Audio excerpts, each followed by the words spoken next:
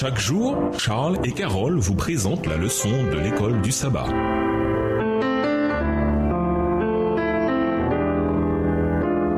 Bienvenue dans votre émission. Dieu nous parle. Nous voilà à la leçon de dimanche, de nouveaux cieux et une nouvelle terre. Pour certains adeptes de la philosophie grecque, le simple fait qu'une chose donnée soit physique signifie qu'elle est forcément mauvaise. C'est pourquoi il est inconcevable pour eux de penser qu'un ciel réel avec des personnes réelles existera à l'avenir. D'après cette conception, pour que le ciel soit bon, il doit s'agir d'un lieu purement spirituel, libéré des imperfections que l'on trouve ici-bas dans le monde physique. Si quelque chose est matériel, affirme-t-il, il ne peut être spirituel. Et si quelque chose est spirituel, il ne peut être matériel. A contrario, la Bible parle du paradis en des termes concrets, mais sans les limites imposées par la présence du péché. Lisons Ésaïe 65, les versets 17 à 25, Ésaïe 66, les versets 22-23, 2 Pierre 3, verset 13 et Apocalypse 21, versets 1 à 5. Quel est le message ultime de ces passages? Ésaïe 65, les versets 17 à 25. « Car je vais créer de nouveaux cieux et une nouvelle terre. On ne se rappellera plus les choses passées, elles ne reviendront plus à l'esprit. Réjouissez-vous plutôt et soyez à toujours dans l'allégresse à cause de ce que je vais créer. Car je vais créer Jérusalem pour l'allégresse et son peuple pour la joie. Je ferai de Jérusalem mon allégresse et de mon peuple ma joie. On n'y entendra plus le bruit des pleurs et le bruit des cris. Il n'y aura plus ni enfants ni vieillards qui n'accomplissent leur jour. Car celui qui mourra à 100 ans sera jeune et le pécheur âgé de 100 ans sera maudit. Ils bâtiront des maisons et les habiteront. Ils planteront des vignes et en mangeront le fruit. » Verset 22, « Ils ne bâtiront pas des maisons pour qu'un autre les habite. Ils ne planteront pas des vignes pour qu'un autre en mange le fruit.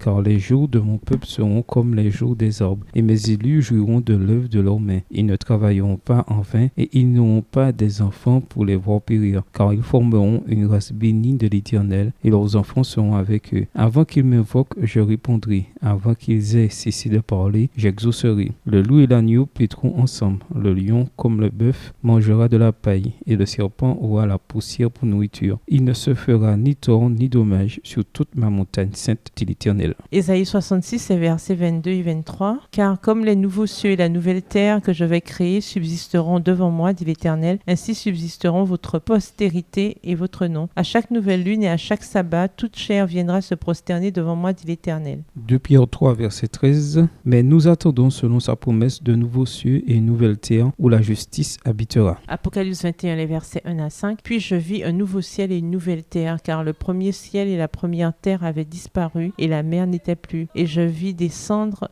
du ciel d'auprès de Dieu la ville sainte, la nouvelle Jérusalem préparée comme une épouse qui s'est parée pour son époux. Et j'entendis du trône une forte voix qui disait, voici le tabernacle de Dieu avec les hommes. Il habitera avec eux et ils seront son peuple et Dieu lui-même sera avec eux. Il essuiera toute larme de leurs yeux et la mort ne sera plus et il n'y aura plus ni deuil, ni cri, ni douleur car les premières choses ont disparu. Et celui qui était assis sur le trône dit, voici, je fais toutes choses nouvelles. Et il dit, écris car ces paroles sont certaines et véritables. Le livre d'Ésaïe nous donne des aperçus intéressants de ce qu'aurait été la terre si Israël, en tant que nation, était resté fidèle à son alliance avec Dieu. Ésaïe 65, versets 17 à 25, Ésaïe 66, versets 22-23, référence à Deutéronome, le chapitre 28. L'environnement dans son ensemble, avec ses différentes formes de vie, aurait prospéré toujours davantage vers le plan originel de Dieu s'il n'y avait pas eu l'irruption du péché. Cependant, ce plan ne s'est pas matérialisé comme on le pensait. Alors, un nouveau plan fut établi, mais désormais avec l'Église, composée de Juifs et aussi de gentils venus de toutes les nations. Matthieu 28, les versets 18 à 20, 1 Pierre 2, le verset 9.